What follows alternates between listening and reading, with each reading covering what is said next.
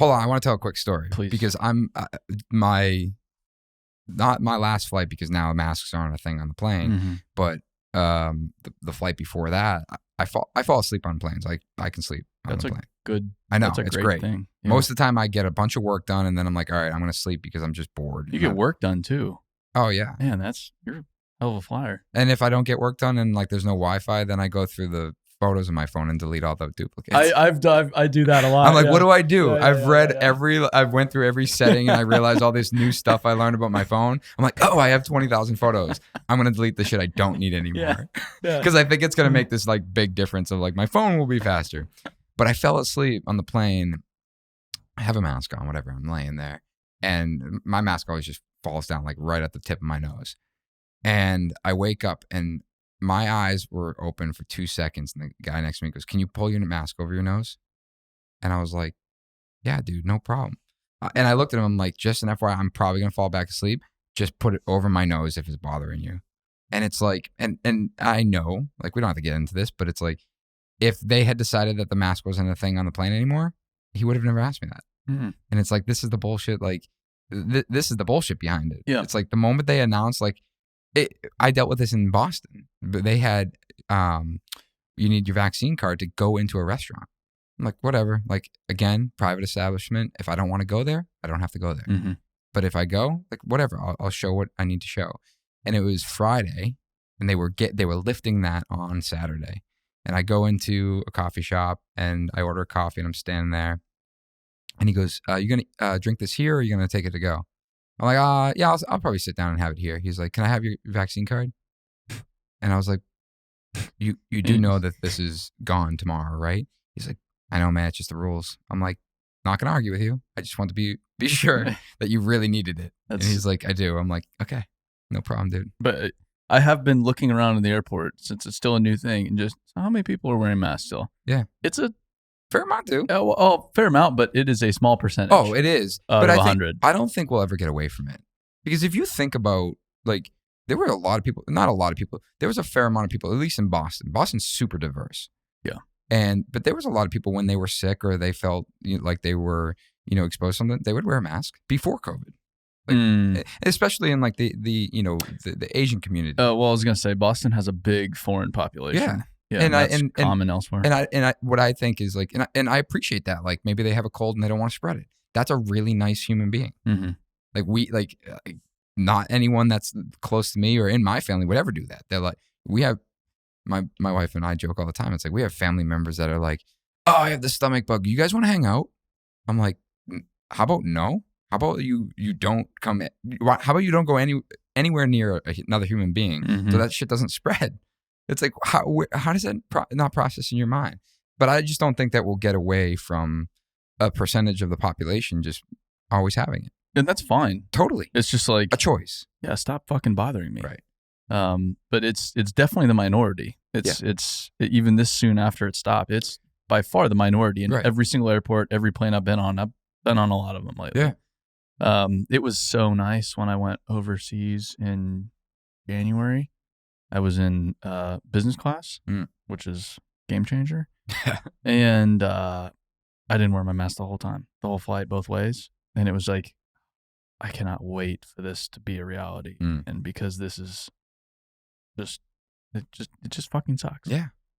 I get tired. Yeah. Like, I mean, breathing your own breath constantly. It's like, it's got to be fucking you up somehow. It's like I'm not getting this like fresh air. It's like I just feel like depleted. Well, and I was, it was a struggle for me because I was in Arizona and then I was in Tennessee, the South. It wasn't strict in either place. Like Arizona was chilling. Yeah, I don't think Arizona, because I have a lot of friends there. Yeah. I don't think they ever really had any rules. No, there was nothing going there, really. Yeah. I mean, they closed restaurants for a while, but then everything started to open back up and everybody was chilling. Yeah. But then you'd go somewhere like Boston or Chicago or San Francisco, and it was like a culture shock for me how fucking wound up people were. Dude, I'll never forget, they had people... it's so ridiculous because I know one of the girls that was doing it, But they had people that were lined up on. We have this. It's not even a boardwalk. This is what I hate about Boston. They don't take advantage of the fact that they have beaches, and it's not a beach town. It should be. We have a beautiful beach, cleanest water in any metropolitan in the U.S. But a lot of people run along this like quote unquote boardwalk or this sidewalk. They had people out there cheering. Make sure you put your mask on. Make sure you put your mask like outside, like running. It's like. I was running in Seattle, and it was like, and I was running without a mask. Why the fuck could I wear a mask while I'm running? And you could tell people were looking at you, like, you son of a bitch. Yeah. Like, I cannot dare, like, you dare run in our neighborhood without, and I'm like, I'm outside. I'm like, what's going on here? I was training for the marathon, and it was like freezing out one day, like freezing. So I wore like a face mask because of the cold. I didn't want to frostbite my face. And I had done a story because I was raising money for this charity, and they're like, "Oh my God, I can't believe you're wearing a mask when you're running." I'm like, let's just be clear. I'm wearing it because it's freezing out, and it's like and raining. I'm like, this isn't because I'm afraid that I'm gonna exhaust like COVID out of my mouth. It's to prevent my nose from falling off. What? Change gears. You've been doing a lot in the past year or so. Yeah. Like you went from one business to multiple businesses. 4, yeah. To 4 businesses. 4 official businesses. From one, right? Yeah. And NS Builders was technically. Yeah. NS Builders was my business. Yeah. But I was doing these other things with it where it was like. Yeah, it was kind of already there. It was but there. You just made it official. Yeah, exactly. Yeah. And I could probably attribute that to probably 5 businesses. So, And I looked at it as NS Builders started becoming this personal brand for me, where it's like NS Builders shouldn't be my personal brand. It should be Nick Schiffer.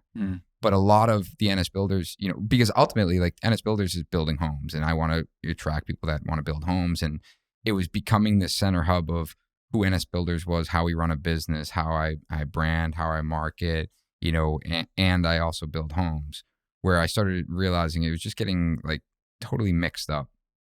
So I started separating the Nick Schiffer brand from NS Builders. Yeah. I've always had the second Instagram account, but then we built a website. I had people reaching out constantly like, "Hey, I want to chat with you. I have some ideas about my business, and I just want to get your feedback." So then I started doing consulting for that, where it's just like, built an automatic schedule. You want to chat with me? Go right to my website. You can book time with me. And but then it was, I also had the millwork company. The millwork, this kid Ken, he joined NS Builders years ago, and he came from a cabinet company or a custom cabinet and millwork shop, and wanted to be part of NS Builders because he saw the growth potential of what we were doing. And we built that into a legitimate cabinet shop and hired people, and then we just decided that we need to separate it from NS Builders. And I say we decided that because Ken ultimately, and he was deserving of it, like wanted to own a cabinet, his own cabinet shop at some point. Yeah. And I could have let him go off and do his own thing, but I'm like, dude, like it's not good for either of us for you to leave. Meaning like I've built the reputation. I have that asset there where it's like I can funnel this work in. NS Builders has built this big brand. A lot of people know it. And a lot of people refer to it as a standard now. And that was my goal. I wanted people to say like, hey, I want an NS Builders quality something. So sat down with Ken and I said, why don't we partner on it? And why don't we become partners and we'll split the business? And I sold out like basically the physical assets at a discount. We went into it, $51.49. And we decided like, hey, this is how we're going to build the business. And now we've structured it so we can take on other clients. Like ultimately, like it was, hey, you're going to be the main cabinet maker for NS Builders, and we'll start branding it as its own company. And then we'll start taking on other builders and other clients, designers, homeowners, whatever around the country. And once we announced it, it was like the floodgate opened. Really? It's like, hey, I've been wanting to buy from you guys. I just didn't want to buy as I'm a builder that competes with you. Mm-hmm. I didn't want to buy cabinetry from another builder. Yeah. But now it's this, other brand. And we were targeting $1 million for the year. That's what we wanted to do. Like, let's just target $1 million. We can, we'll go into, for total sales. And we had like $1.5 million committed in 2 months. Good. And right now, like we literally priced a project that's $900,000. And it's like, all right, this is a real thing. Like, let's start actually building this into a bigger millwork company, because we're a small shop. It's 3 people, like less than 3,000 square feet. We crank out a lot of work for a little amount of people in a small space. Weren't you looking at a bigger space? It's so hard. Yeah. Like, he looked at a spot the other day. The problem is we're also I'd like to own the building. And again, that will be its own company, right? Like, that's pretty typical. Yeah. But it is, but for me, like that was a big learning thing from last year, where I started realizing that if I'm going to have all these companies, like, there's got to be a real tax strategy there, and understanding how to set that up where you're protecting it. It's like, for now, like, we started a holding company. I was like, what's a holding company? And they're like, oh, you build the holding company and everything else lives under it. I'm like, great. Like, I didn't know that was the right way to do it. And he's like, and as you start building all these other businesses, like, that's how you keep everything nice and organized. I went through the same thing. Yeah. You have to. And once you realize, like, once you understand the benefit of it, it's like, this makes complete sense. Well, it's funny. You think you're like Mr. Big Time Businessman. Like, oh yeah, I have multiple companies. Yeah. I have another LLC or another corporation or whatever it is. Yeah. And then you just create this clusterfuck. Yeah. And then someone who knows what they're doing comes in like, what have you done? Right. Then you have to go through the process of unwinding all of it, which is somewhat of what we just did, was created this huge, overly complicated structure that we then completely undid. Yeah. And simplified it all. But I didn't know what I was doing. No. And that's where the last 2 years for NS Builders specifically has been this complete rewrite. Like, everything changed. Like, our processes, I've spent 24 plus months working with my now CFO, who's remote, and she owns an accounting firm, and she has like a team that works with me. But I pay her basically a full salary, but I get the team of 5 people. That's that's interesting. It is. And the question comes is like, what's the scalability for NS with someone that's remote? And, ideally, like, I would love to hire her full time, but I know like what it would cost me to do that. And right now it doesn't make sense. And maybe in 5 years it does. Maybe in 2 years it does. I don't know. But the point is that we went through this complete restructure from an accounting standpoint. Most of it, the first 12 months was, I got to clean up the last 12 months that you've done. And she's like, I'll retroactively go back 12 months. I'm not going back further than that. And then for the next 6 months, it was, all right, well, now I got to make sure I'm current, and let's start building all these processes. And then it's like, fast forward, we have the processes in place. And then I hired what is now my director of ops, and he's like the number 2, and he's handling operations. And that he came in, and when he's come from other high-end residential, has built other big projects, and we sat down and it was basically a conversation about, hey, none of this really will work for what we're going for long term. What if we make the change right now? Because we're at a point in the business where we're closing up a lot of projects, and we're about to jump into our next tier of like size projects. And we did. And that was on January 1. So NS, the complete operations of NS Builders changed on January 1, including the separation of the millwork shop and then the media company. So Motif, Doug, I hired him 8 years ago part-time to film me renovating my own house. Like, I just have this idea. I think it would be cool content. And it did really well. And I started hiring him for just creating content like around what we were doing. I'm like, this is a good way to share on social and, besides just photos. And I'll never forget the day that I'm scrolling through Instagram and I see a video and it sounds like me, not the voice, but like the audio, the video looks like my video, and then it's not my video. And I'm like, and I realized Doug was hired by another builder. And I was like, Doug, I don't like this. And he's like, well, I'm like, no, I know you're not my employee, but like, what would it cost you? Like, how much would it cost me to hire you full time? And that conversation happened real quick. And I pulled the trigger and I hired him under NS as a videographer. And for, I think it was like, I want to say 2 or 3 years, we just created content for NS builders. And he, liked owning a company, just hated running the company. So same thing, January 1 this year, him and I partnered. And I said, well, let's partner. I have the accounting team. I have the business structure in place. Let's just separate Motif. And that was really just, we're separating Motif strictly for NS.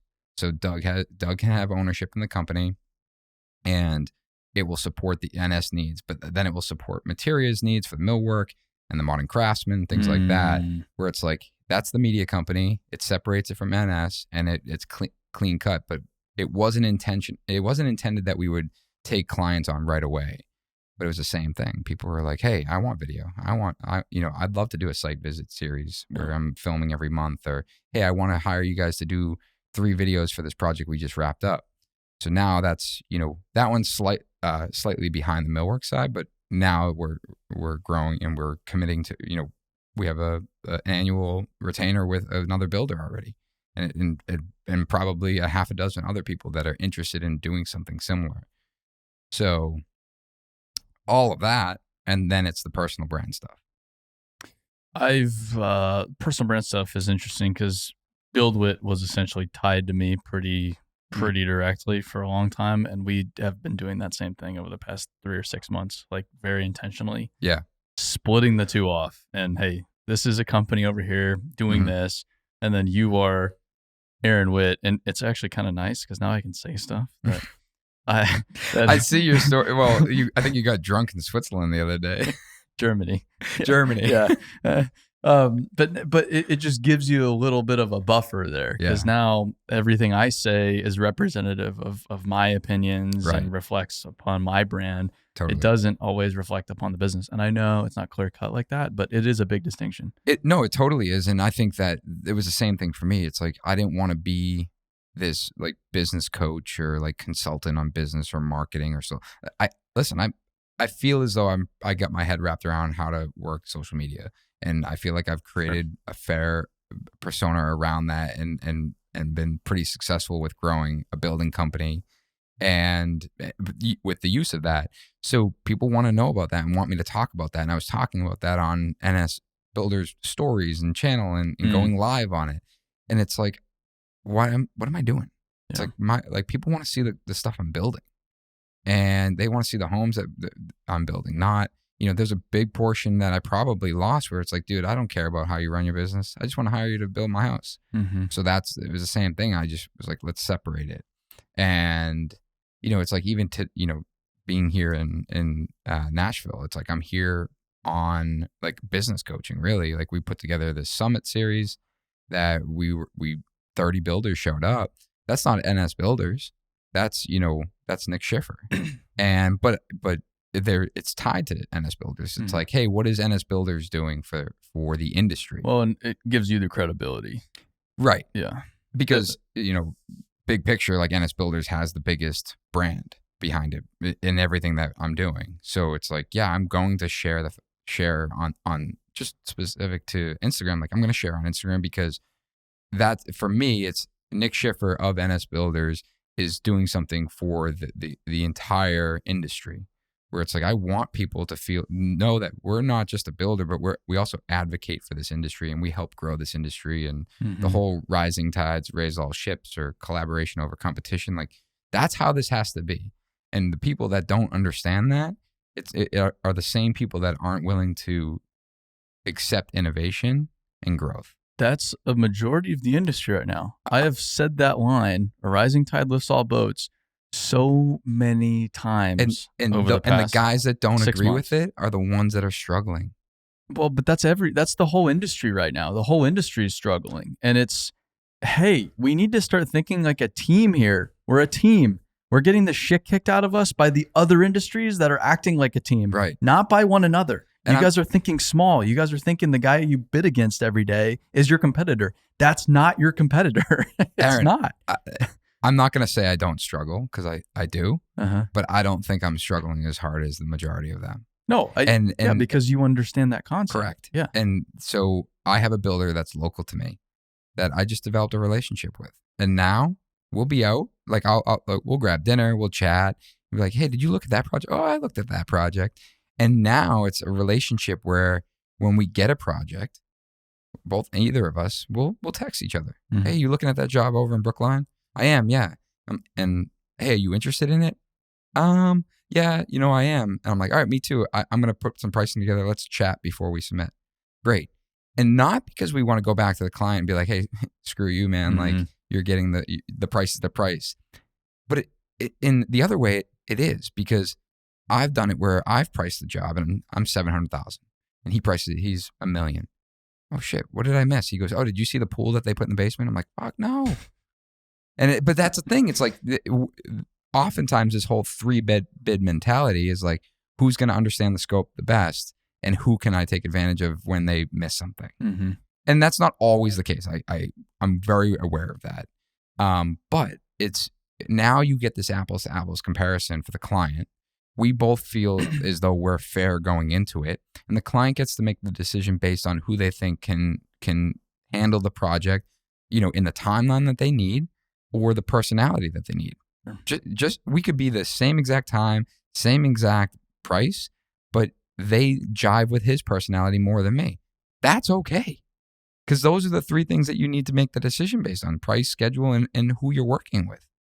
And that's why I've chosen, like, everything I learn is something that has been learned from another builder, whether I've paid for that information or they've been willing to share with it, that information with me. But I'm always going to ask. And like, I get turned down all the time, but every once in a while, like I've flown around the country. Like when we went to California that I was talking about earlier, that was to visit a builder out there that I look up to. And when I reached out to him, he's like, dude, I look up to you. I love what you're doing. I'm like, great. Can I come hang out for a week and just check out your operation? He's like, hell yeah, I'll show you whatever you want.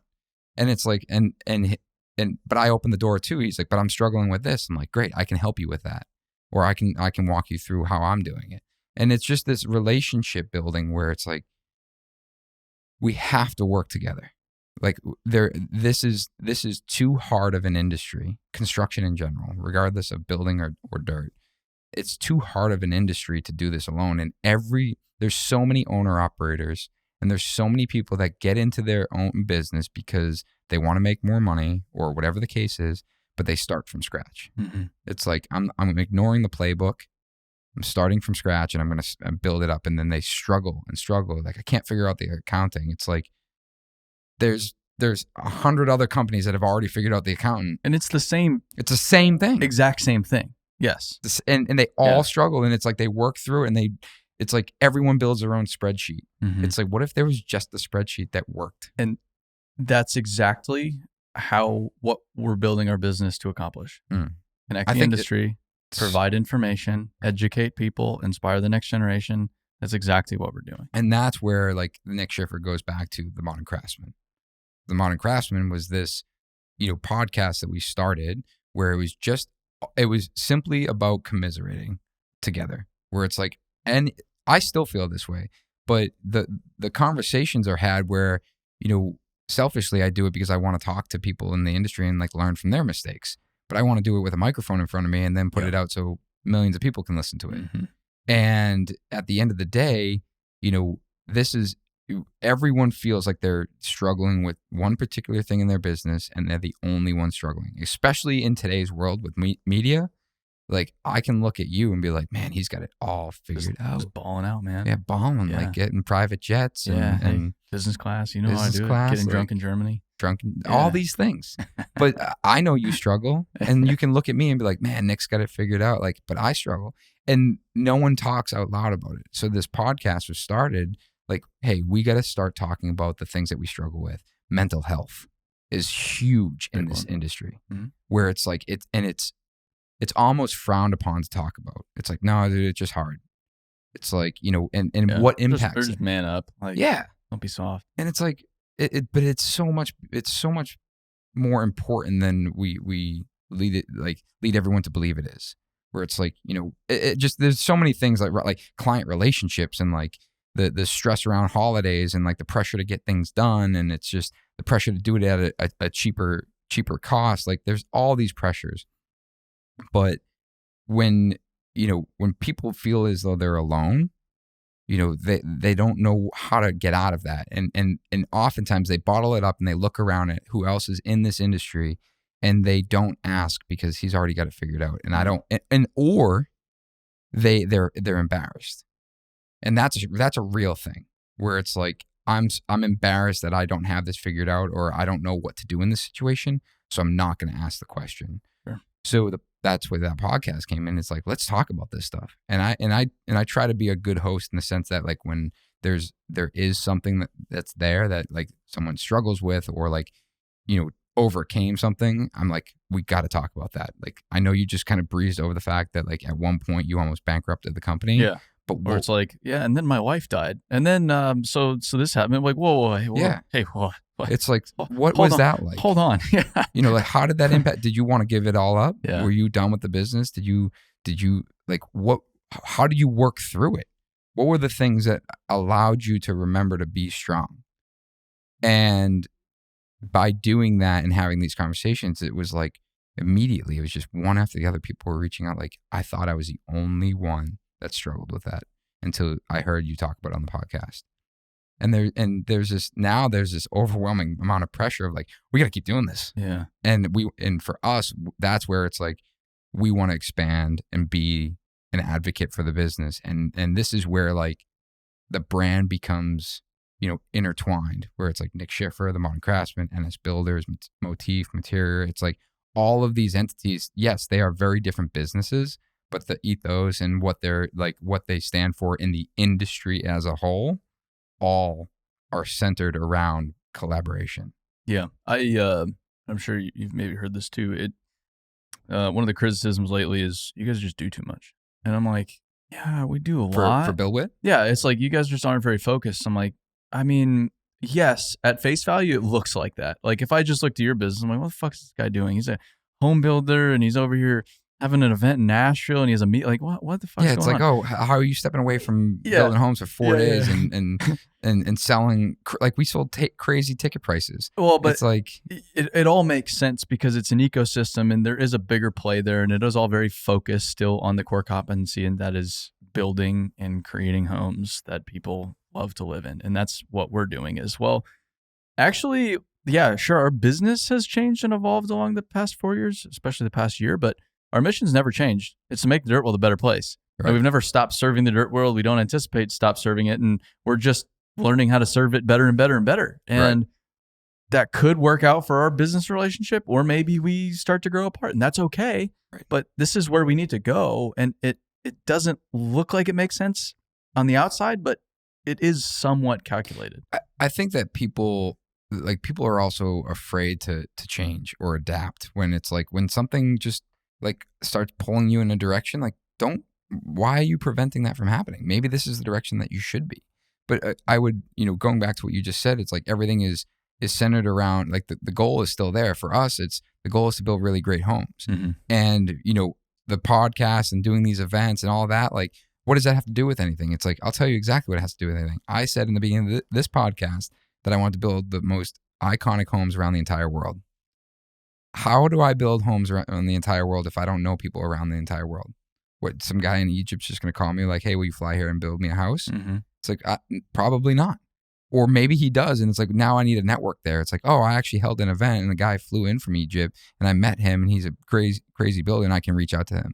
Same thing with what just happened here in this potential project in Tennessee. Yeah. It's like someone reached out to me through social media that appreciated what I did, and we were chatting, and this opportunity came up, and I said, I'm in. Mm-hmm. Let's talk about it. If it works, it works. If it doesn't, it doesn't. Mm-hmm. But it's like, I'm not going to go into this thinking like, whoa, man, like I'm building in Boston, like, like it's no different. It's like it's part of what we're trying to do here is build a really strong network of people that all want to help each other. What we're doing, it's just in a different industry slightly, but it's like last week, I'm not in Europe just to be fucking off. There's a play there. I was walking around Zurich. I was like, kind of joking, but also not. I'm like, we could have an office here. Like, why not? Right. Switzerland's sick, dude. Like, why not have an I can't wait, office dude. here? I can't. We were supposed to go in January, and the trip got rescheduled to August, and it's like, I'm like, nice. I can't wait to go. It's fantastic. Yeah. But the funny thing about you doing business consulting is I don't get too many questions about running a business or building a business because I feel like most people don't understand what the hell I do. Well, I watch your TikTok videos, and you're constantly trying to explain it. Constantly. And then I'm I like, get another Aaron's 100 answering questions. another guy Yeah, I about... still don't get it. Like, I feel like just no one understands what I do. They don't think the business is real. Yeah. And so there's no business questions to ask because Sure. it's like, it's just some guy looking at a bulldozer or something. Like, Right. And that's good and bad. Yeah.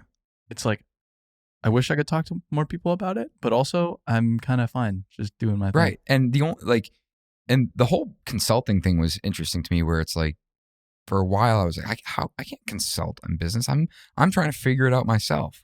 But it was that when especially with the podcast, I realized that everyone's figuring it out. Mm-hmm. And how about me, talking to myself, I'm like, how about I just teach what I've learned? And it could have been something I learned yesterday. And I realized that works, and I'm going to help regurgitate that. Yeah. And that because someone else gave me that information. And why would I sit there with this information for months and months and years and not share that?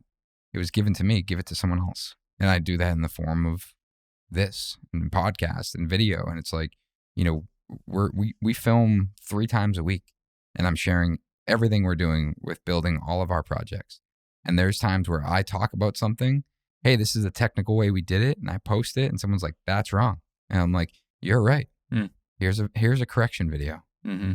And but because it's in the moment, but it's those, it's like, frankly, I'm doing it also so we're better, where it's like, of course you're going to get the trolls that are like, oh, you're an idiot, or that doesn't work, whatever, dude. Like, I just say like, hey, thanks for following along in depth enough that you know that this is joke's on you. Yeah. You're here watching. Right. It. But it's like, at the end of the day, it's like, we get some real feedback, like, hey, like this, what you did there, like, I get why you did it, but I've done that and it's failed. And then I'm like, cool, we need to talk. This is why it failed, blah, blah, blah, blah. And I can go back and be like, guys, before we close this wall up, we got to fix this. Because we didn't know that this product didn't work, but now we do, because we're putting everything out there live, and then taking that information back and making sure that, it's like having 10,000 building inspectors show up and them all going through and looking at it and telling me, like, these are all the things you need to correct. It's funny, though. That's the argument for a lot of traditional construction companies of why they don't want to share stuff. Sure. Because they're going to get a bunch of criticism, but it's like, oh, and isn't that not always a bad thing? Right. Like, what if you, like, yeah, I get it. Like, oh, I don't want, we do stuff that, like, isn't totally by the book. I'm like, well, maybe you should, or maybe, like, that's okay. Like, safety is a great example. Like, we want to be safe, but there's times where I'll post a photo and they're like, someone will be like, hey, how far is that drop on the backside of that deck? I'm like, he's not wrong. It's 8 feet. So I'll call my super and be like, I want handrails up by the end of the day. And I get a photo 2 hours later, handrails are up. And like, isn't that amazing? Yeah. And what's wrong with that? It's like, well, you should have known that. I'm like, I did know that. And it just slipped my mind. And I almost made a huge mistake on a project a couple weeks ago where I was talking, we don't have to get into the technical side of it, but I was talking about basically moisture transferring into hardwood, and everyone's like, dude, like, that's fine, but have you ignored the fact that you have moisture underneath that subfloor and that you're creating a microclimate and that could rot away the floor joist and the floor is going to fall out in 5 years? I was like, yeah, subconsciously I did ignore that. And I called my team. I'm like, you got to pause. We missed a very, very critical item. And even the client knew. And we hopped on a Zoom, and she's like, hey, don't you? And I'm like, yes, I got it. I'm like, we are definitely going to make sure that gets taken care of. She's like, okay, I felt like we were missing a step. I'm like, we totally did. And like be humbled. Yeah. Yeah. But if I were the client, I'd feel better about that. You guys missing a step and recognizing it. Cause I'm like, oh, okay. So they're not bullshitting me this whole process. They're actually telling me the truth. A lot of people, especially builders, trust me, you're just getting bullshit all day long. And that's what's so frustrating. And that's why we push it, where it's like, we'll share stuff and it will be so ridiculously overdone, where it's like, that's pretty unnecessary to do that. It's like, it is, but we want to build the absolute best product that we can.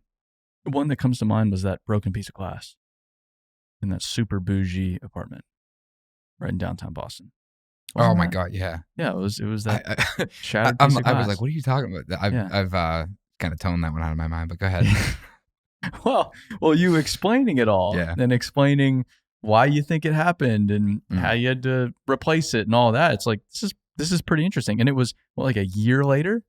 Yeah. And interestingly enough, like the client was like, you guys installed, like, very difficult client. But it was like, I don't understand. Like, this was, how could this happen? You guys installed the floor too tight. Blah, blah, blah. I'm like, floor was in first. I could blame it on the glass guy. Like, or I don't know. Like, I don't know what caused it. Frankly, I was like, I think that I said to my team, I was like, honestly, I think the client broke it. And I get the feeling that when I get a bunch of texts like, hey, there's a chip on the wall and this wasn't here when we were here. It was here like from before. And I'm looking at a photo I took like literally when I left the keys for the apartment. I'm like, no, it wasn't. And it's like, so I'm just like, did they break in? They're just like, this is ridiculous. Like, you guys put it in wrong. I'm like, I was like, whatever, we'll take care of it. Problem is like that we made that detail so complex that it's not replacing the glass. I have to take the stair apart. I have to cut the wall open. I have to remove the concrete or the hydraulic cement that holds the glass in. Dude. It's going to be a fucking nightmare. But where was I going with that? Sharing it. Oh, wait, that's what I was going. Sharing it. I shared it for a couple of reasons. I shared it because number one, it's good content because people are like, holy shit, like that broke. They're going to engage. Number two, it's like, hey, I want people to know, like, not everything goes smooth. I think that's what I talked about in the post. Like, hey, everything can be really beautiful on social media, but every once in a while, there's some shit that you don't see. And here's one of them. I could have never shared that and talked about it. But number three, has anyone else experienced this? And I can tell you right now that I probably had at least 50 people reach out to me and tell me I had the exact same thing happen. And it was 5 years after the glass was installed. I came home and it was just shattered. And sometimes tempered glass, something can just like trigger it to like explode. And not that it makes the situation better, but when I can go back to the client and be like, listen, like it could very well just be random. They're like, how? I'm like, well, there's 50 people that it's happened to. And a lot of them were sending me photos. Like one guy sent me a photo. He goes like, look at this shower. I came home and it was just glass everywhere. And like nothing was there. Nothing hit it. Nothing. It was just sitting there in its position and randomly exploded. And, again, it's just like sharing that experience and explaining like, and what our role is in that, right? Like, hey, as the builder, it sucks. And the glass guy said he'd pay for the glass, but who's paying for the plasterer to come and cut the wall open because the plasterer didn't do anything wrong? Who's taking the stair apart because the stair guy didn't do anything wrong? Like, who really did anything wrong? Like, we don't know. And we can't prove it. He didn't show up and there was like a skateboard in the corner. Like, is that your skateboard? Oh, no. And he shovels it away in the other room. Interestingly, it's laminated glass. So it's 2 layers of glass with a lamination layer in it. And it was... because that's why it didn't completely shatter. Exactly. Yeah. Otherwise, it would have shattered down to the floor below. But it was the back side. It was on the side that there was no access. And it wasn't on the side that someone could have hit it. Interesting. So I was like, shit. I'm like, what the... Like, it just probably was random. It's... to that point, I'm reading a book called The Book of Joy right now. I saw that. I saved it. It's like there's a ridiculous amount of wisdom in this book. Yeah. It's the Dalai Lama and Desmond Tutu. And they talk about suffering and how you can alleviate your suffering by thinking about other people who are suffering as well. And having a collective sense of suffering reduces your sense of suffering. I can understand that. And so that's an example of that. Or you were talking about business owners just liking to know that other people are going through the same trouble they are, because that helps alleviate their anxiety and alleviate their suffering, which is pretty fascinating. It's funny though, because when you say that, I think about how our parents growing up, when it's like, when we complain about our dinner or our food, it's like, you have no idea there's people that don't have this food. Yeah. Or like, you're not that hungry. People starve for days. And it's like, and we're like trained to think about that, but it's absolutely true. It's like when you start realizing that other people are going through very similar situations and maybe even worse situations. And this is like my mantra about like these worst case scenarios. I have a client who, long story short, continues to threaten to sue me. Nice. And literally I Super sick. Amazing, right? Year and a half, like very, very, very difficult situation. Can't divulge the whole story on this podcast. But the day after Christmas this year, I got a letter basically saying, like, from his lawyer, like, hey, just a reminder, we're going to be suing you. I'm like, cool, like, Merry Christmas, you asshole. And the only person winning there is the lawyer. Yeah. Because they're charging to draft that letter. I know. It's like I could not, like, I know exactly where I was. And I remember, like, holding my phone and, like, whatever. But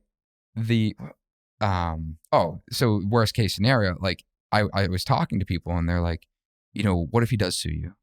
I'm like, yeah, that's gonna suck. He's like, what if he puts you out of business? I'm like, oh, man, that would suck. He's like, what if he takes your home? I'm like, man, that would suck too. I'm like, he's like, and they're like, what are you gonna do about all this? I'm like, I'm not thinking about that. Yeah. Like, why? I'm like, he could take everything away from me. But I like at the core of who I am as a human being, like I still have my family. Like, yeah, I don't want to move in with her mom. But like maybe we do, and we start over. Like that doesn't like, and I can understand how that could ruin someone mentally, and like they would give up everything. And I totally understand why people give up in business, because it is enormous. Like it's so incredibly hard to be in business.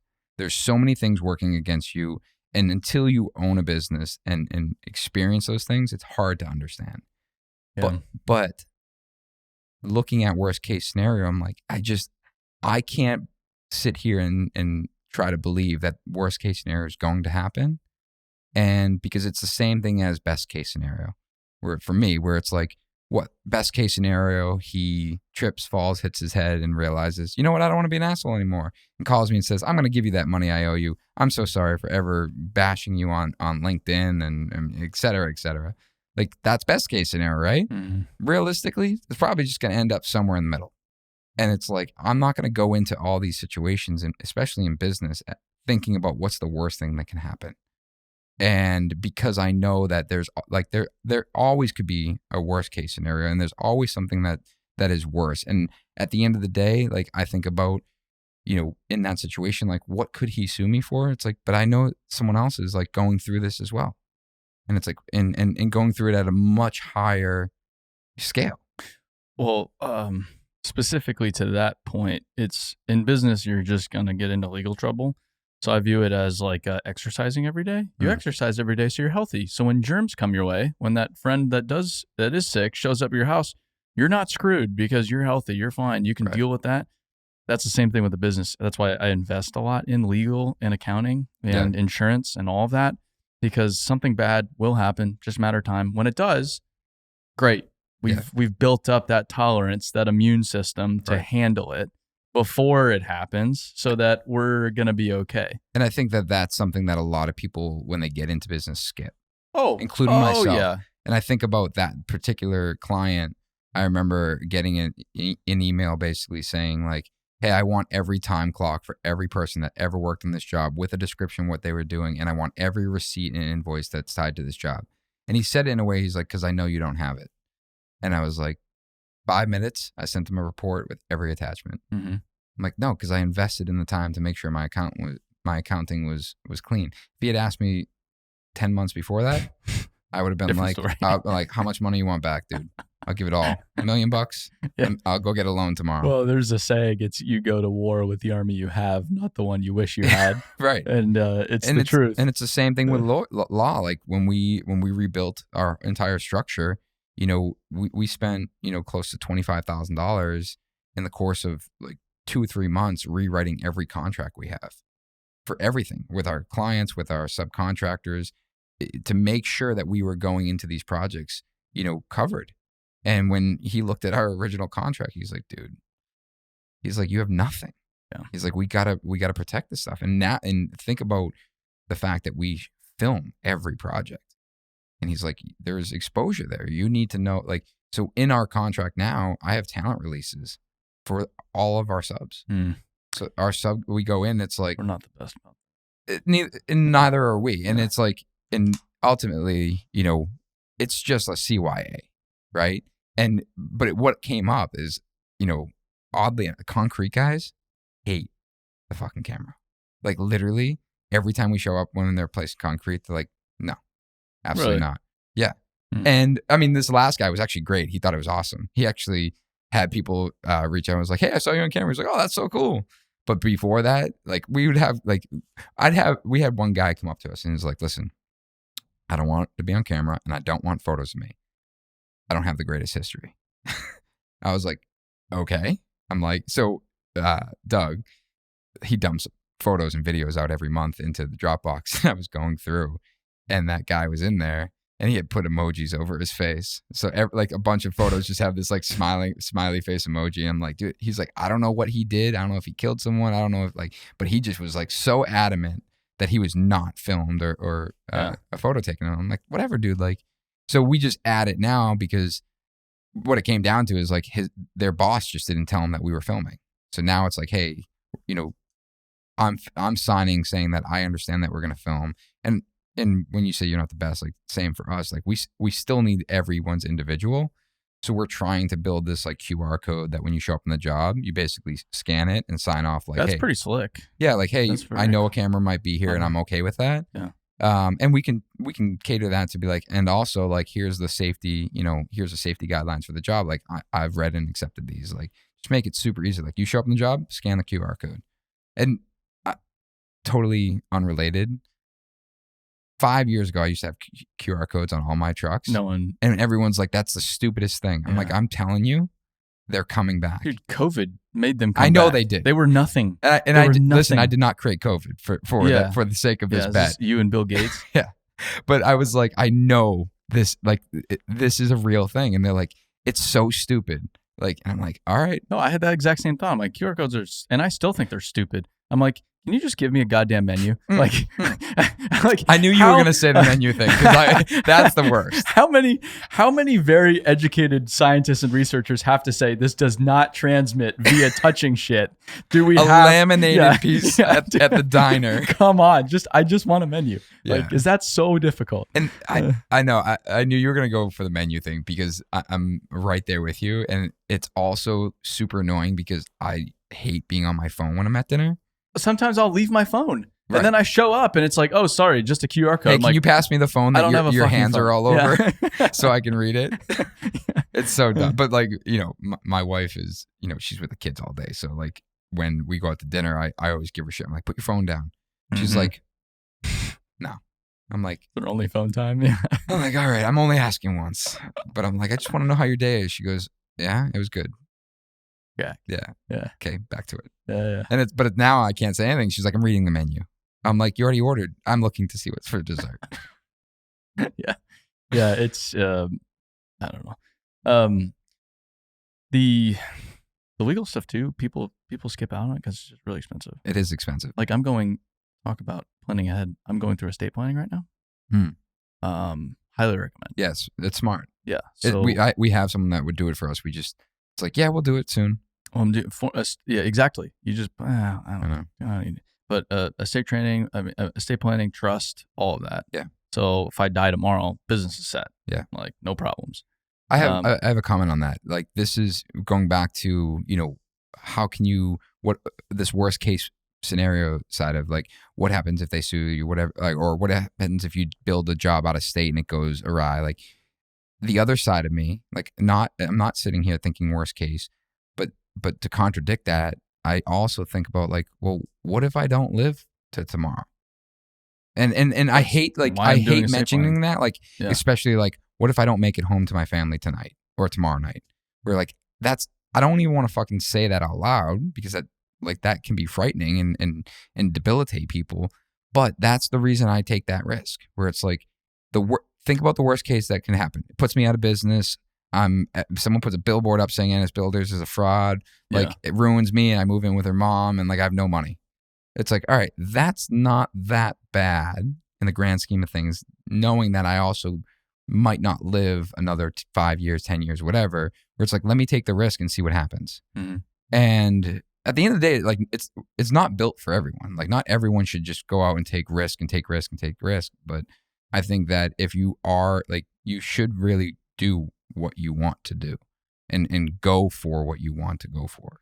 I think no matter where you go, I think you do need to take some risk to get there. Yeah. It doesn't matter business or not. You just, that's part of it. You have to get outside of your little shell. The funny thing on all this is, death is certainly probably the worst case scenario, but I moved into a nice place recently.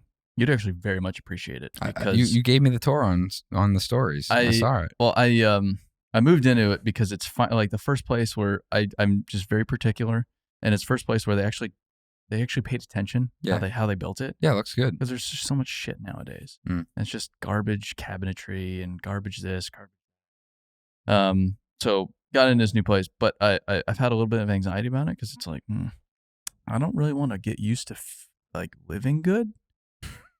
Because you should have kids. Well, because it's like this could all go away. Yeah.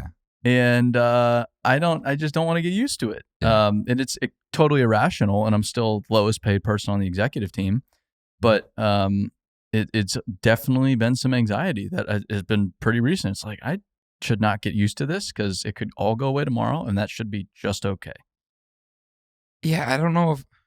But it's weird. It's like no. But just enjoy today. It's this dichotomy. You go back and forth, and so we had a place in Boston, single family. We bought it. I'm just gonna go through like in 2015. I think we paid $420 for it. Single family home, and it was half gutted when we bought it.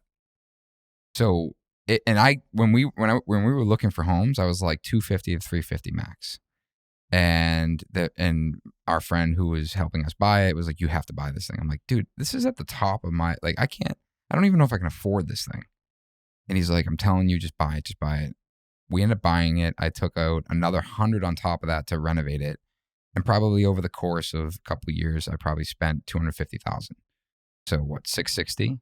Lived in it. Nice house. Everyone came over. Oh my God, this is gorgeous. And I'm like, it's fine. Like the stuff I build for my clients, it's like nothing. Like I would never bring a client here and be like, look at the work we did. But to the majority of the population, people were like, holy shit, this is so nice. And we sold in September for $1.3 million.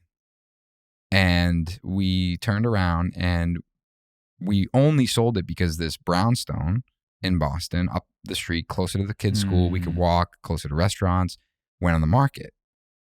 $1.8 million. And it's been a rental for 35 years, so it's gross. 3 units, and had this additional like unit in the basement, which wasn't legal. And we're walking through. I'm like, dude, I can't believe like I would consider living here. And I'm like, but I can't afford $1.8 million, like at all. Like it did not check out. And I had to go through like, yep, we're gonna rent out the 2-bedroom for this, basically top of the rental market, and the 1-bedroom for this at the top, and this is how I'm going to make the mortgage work. Like, I got to show how I can make the mortgage work. Sure. And we ended up buying it for $1.6 in September. So when everything was crazy, we paid undervalue, and it was like, we had multiple conversations with who was selling it. And like, we just were able to like negotiate down, which everyone else couldn't. She didn't want to sell to a developer is what it came down to. Yeah. Developers were like trying to buy it, and she's like, no, I want a family to live here. So we wrote the whole like, we have 3 kids in the school and blah blah blah, and like she was like, I love these guys, like sell it to them. See, that's how you have to play the real estate market right now. People don't get that. You have to play to the emotion, not the logic. Everybody's trying to play the logic game. And the emotion was a nightmare because it was just like, then she started feeling guilty about like things that she wasn't disclosing. Like there's 2 parking spots, and technically by like law, we actually own the parking spots, but didn't have the right to drive on the street that led to the parking spots. That's a problem. Yeah. It's not like, we found out it wasn't. And then there was also like this commercial aspect of the property that had like an office at one point, and the mortgage, like they wouldn't write us a mortgage because of the commercial. And so she was like, okay, well, I offered to pay to convert it and then close. She's like, I'm not doing that. I'll just take $50,000 off. So I'm like, okay, I'll deal with that. And come to find out, it wasn't commercial. Like she just was totally wrong. And I got a confirmation from the building department that, nope, it's residential, converted in 1983. Just kicked it to my mortgage company, like, done. Here's your mortgage. But the point is like, for me now, like we have this piece of shit, but with massive potential where it's like, we're going to renovate again. And, and it's a stretch financially for us. But I'm not designing that renovation based on what I can afford. I'm designing this renovation based on what I want it to be. And hopefully by the time I decide to demo it, I have figured out a way to afford it. And I want to live in a home that I can have a client come by and be like, and the best part of this property is that there's unobstructed views of the entire city. We're up on a hill. Like there's nothing that will be ever built behind us that's high enough to block our view. It's incredible. And it also wasn't advertised in the listing. I was like, that's the only picture I would have put because the bathroom photo is terrible. But we look at it as like, this is our opportunity. And going back to what you said about like not wanting to get used to it, it's like, I'm going to put myself in the mindset of I can't afford that. I'll spend the $1 million to renovate this place because I know if I do it right, it will be worth more than the market tells me it's worth. Yeah. And I think about the same thing about like custom cars, right? Like you can buy an old car and restore it and spend $100,000 and you'll never recoup your money. But you spent $500,000 where you've done everything, every bolt is exactly matched, everything is perfect. People don't value the amount of money you put into it. People now value the amount of time and effort you took to build that thing to the absolute 10 out of 10 quality. And now people value that different, where it's like, how much is into it? Oh, I have $500,000 into this car. It's like, dude, it's so good. I'll give you $1 million. And that's what happens is like people, I think, especially in the real estate, like people oftentimes scale back because they're like trying to look dollar for dollar. How do I get my money back? But it's like for us, I want to build at a level where it's like, forget the money. Just think about like building the absolute best quality out of this. And it helps your business too. So of course, it's going to help your business. You have all of that content you'll be able to create through the process. Right.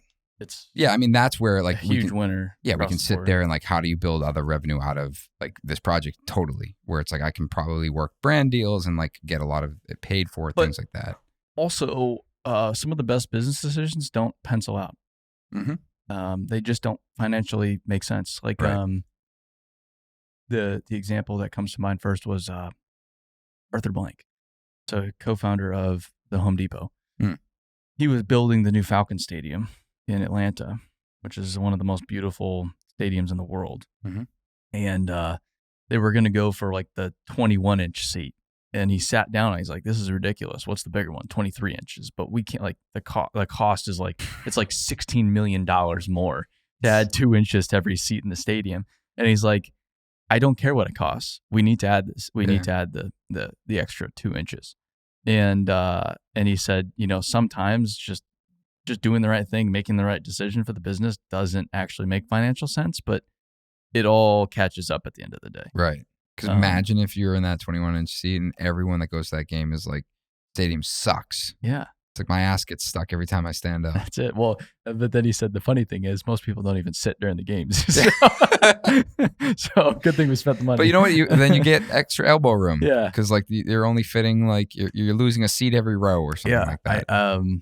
It was just a good example of something tangible. But we're in the middle of a potential real estate transaction right now. Yeah. That is the same. It's like, how are we going to afford this? Right. Not a clue. Right. But we'll figure it out. And that's, so I've said this 1,000 times on our podcast, but my dad, I always say he gave me the best and worst piece of advice all the time. And, the more recent example was when I bought that first house, so let me back up. My wife and I, or at the time she was my fiance, but we got married in October and we decided to buy this house in November. So we closed, I think the day before New Year's, so like the end of December. So got married, bought this house that needed a full gut renovation, and then in January found out she was pregnant. And I called my dad, and meanwhile, I called my dad. I'm like, Dad, Meg's pregnant, and he's like, and he's become an emotional man as he gets older. He's like, will you guys just please slow down? I'm like, all right, let me back up. I didn't know, we weren't planning that. And I'm like, I don't know how I'm going to do this. I'm like, I got to renovate this house. Like my plan was to like stop working as much because I needed to like get this house blasted out and like live here. We're paying rent somewhere. We're paying the mortgage on this house. I'm paying the construction loan on this house. Like I'm not going to be able to do this. And he's like, Nick, we'll figure it out. And I'm like, no, I need real advice, Dad. And he's like, you'll figure it out. And that was it. And he always told me that throughout life, where it's like, when I started my business, I'm like, what if I don't have work? He goes, you'll figure it out. Mm-hmm. And it drove me crazy when he would tell me that. I'm like, this is not helpful. But looking back, he's right. Yeah. If I was ever tight on cash growing up and as a kid, I'd go sell some stuff, go sell a job, or go sell, like, find some stuff I didn't need and go flip it on Craigslist. You know, it's like I just always had that mentality of like, I will figure it out. So it's, you know, when we were renovating the house, you know, yeah, I was figuring it out, but I was also scared as shit. Where it's like this one, like this house now, it's like, I'm going to go for it. I'm going to go for the big renovation. I hope that we succeed and we get to the end of the road. And then someone walks in and be like, dude, this place is dope. I'll give you $5 million for it. Mm-hmm. And be like, great. Or I want you to go build me one for $5 million. Right. Yeah. Whatever it is. Yeah. The point is, like, I want, you know, ultimately, like, I don't want to be restricted by the fact that I fear that I won't figure it out because, you know, track record says I will. Mm-hmm. Yeah, I'm in the same boat. It's just you start swinging bigger and bigger and bigger. And you're like, I had to figure it out down here, and I have to go up there. Fuck. Like I was starting to get comfy and cozy. Yeah. You're like, nope. It's just like there's so many opportunities, you know, and for example, like in this the summit we did, one of the things that we talked about is like additional revenue streams beyond construction. And it's like there's things that we do as individuals and as companies that other people need help with. And it's like as simple as helping them get their accounting off, you know, up and running. Mm-hmm. Or like what's your advice for tax strategy? How should I set up my company? Or it's like, hey, what should I be doing for marketing? Marketing is a great one. Like the marketing is great for business, like driving in business, but also what about the potential partnerships you could create with brands? Where it's like, I don't know if you have any brand deals with like Cat or something like that, but like Cat doesn't care about us. Well, I'm looking at the dump truck over behind the camera, but they're just like, but like the redheaded stepchild. But there's opportunity there where it's like you start positioning yourself in an industry as a thought leader, as someone that's making a dent. It's like people want to be part of that, and it's not, you know, it's not just for the dollar on the back side of it. It's like it's about the relationship and what you're advocating for and what you're building in a particular industry. That's it. We're playing the long game on those kinds of deals because it's like the industry we're served is not there yet. But when they get there, it'll be like, I told you guys so. We did, come on down. Here's your paper. Sign up. We did the same thing with the podcast. We didn't take any sponsorship money for years. And they're like, why? And I'm like, I'm just waiting for that glass to be full. Yeah. Like you guys are offering us money now, but I want that glass to be like about to overflow. So then it's not about like, you're not trying to negotiate the dollar. You see the value in what we bring. Mm-hmm. And I totally agree with the long game. It's like a lot of people try to jump into it too soon. And then it's like, you're doing a partnership deal for a post on like social media for like $500. It's like, what was that for? It's like, no, you want longevity. Like I want to work with brands that I'm going to work with on every project, not a one-time thing of, I love these nails. They're the best nails that I've ever used. Hey, where's my $500? I've actually never done a deal like that. Never have entertained it because the nice thing is too, we've built a business that makes money in different ways. Yeah, so I don't need to do that. No, and the point is going back to like you figure it out. It's like there's so many opportunities that if you truly want to create wealth, not just an income, because I think what the conversation I have with a lot of my team is, they're like, well, how do I create wealth, or how do I save money, or like, I want to make more money. It's like everyone wants to make more money. I want to pay you as much money as I can honestly afford to pay you. Mm-hmm. But you have to think about the fact, and same thing with me, you cannot build wealth only by trading your time for money. Because then you are limited on how much money you can make because there's only so much time. Even if you're making $500 an hour, $1,000 an hour. I watched my dad. He crazy high paid attorney, like ridiculous billing rate. Mm-hmm. Still constrained by his time for money. Exactly. Doctors, same way. Exactly. Dentists, same way. It's all these people that are the highest paid people in the world hourly.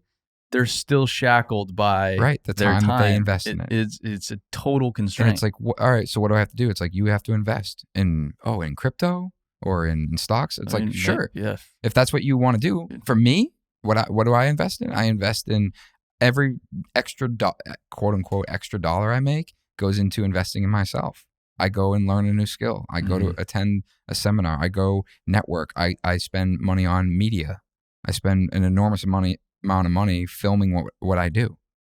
And it's like, and I'll turn around and, right now we're basically building a show and I want to hire more people to produce that show and write that show. Yeah. And it's like, but so everything I could take that as income, but like I could add a bunch of money to my bottom line personally and go do that renovation in my house and be done. And that could be my investment. That could be a potential real estate investment. But I'd rather, trickle a little that way and then trickle a little over here in my self-education and then here in media. It's like, and what that does is it builds equity across different things where it's like I can host an event with, Brad and Morgan here in Nashville and sell it out. Where it's like, sweet. Yeah. And it's like that I built equity because that we're showing so much of what we're doing online that people want to know, how do I get that information into my head? Mm-hmm. Well, it's been good catching up with you. Yeah, likewise, dude. This is a legit studio. Well, this is an example of we make no money here. This is me just spending money. Every time I get like the look, you're gonna buy a house soon? No, and they kind of they're like, well, why not? I'm like, you don't spend enough time at home. It's just not in the cards right now. Yeah. If I showed you the growth rate of the business, it's the better investment. Yeah. I don't need real estate. But that goes back to what I just said about investing. It's like real estate's great, but it doesn't make sense for everyone. No, that's the thing about do what's right for you. Right. There's no single investment strategy that works for everybody. Right. That doesn't exist. It's like, oh, I know a friend that made $1 million on crypto. It's like, cool. Like I wouldn't. There's a great book, Psychology of Money. Yeah. I can give it to you. We have plenty of copies. Okay. Best book on investing and money I've ever read. My plane ride's not that long. I have 3 books to read on the way home. Dude, it's an easy one. Okay. It's like a really quick read. Okay. Yeah. Cool. Well, thanks for stopping by. Yeah, appreciate it, man. We'll catch up with you, I guess, in Boston. Sounds good. We work with a company up there now.